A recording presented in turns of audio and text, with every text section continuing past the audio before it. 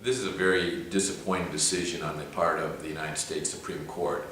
But what it points to is the need to fully repeal Obamacare. I voted against it in the last Congress when it was passed, and the American people were by a significant majority opposed to it then. That majority has even grown today, and so now it's up to the Congress to step up and do what needs to be done, and that is to fully repeal this legislation. I voted to repeal it last year when Republicans got into the majority.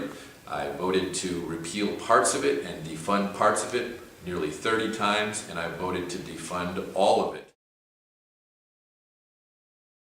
The House Majority Leader Eric Cantor has already announced this morning that we're going to have another vote on the full repeal of Obamacare on July 11th.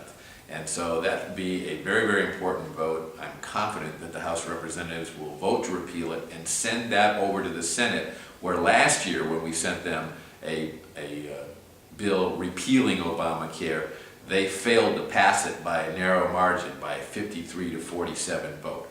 We need to send it to them again. The American people need to speak out and let the Senate know that because the Supreme Court did not do what they expected and hoped that it would do, that now it's up to the Congress and the House will do its job. The Senate will now be facing an obligation to do the right thing and repeal this law.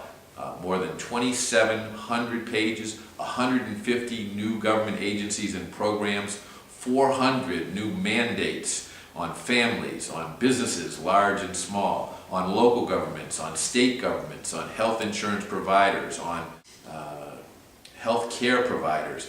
This is a very, very important time in our history because the court has given the federal government the power to tax and therefore the power to destroy the health care system of our country.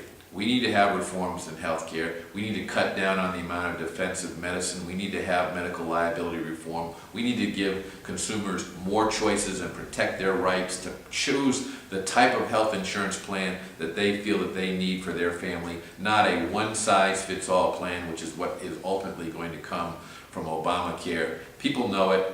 They're going to demand it from the Congress, and I hope the Congress, both the House and the Senate, will act and act quickly to send to the President the challenge that the law named after him and which takes away from the American people their right to have the health care that they want to have and that costs $1 trillion more than was estimated before the plan was passed. It includes all kinds of things that people have learned about after the bill was passed. As former Speaker Pelosi said in trying to get the bill passed, she said you have to pass the bill to find out what's in it. The truth of the matter is, now the American people have found out what's in it. It's time to pass a bill repealing it and send it to the President of the United States and challenge him to sign it or get out of the way so that the American people can get what they want and need in their health care, and it is not Obamacare.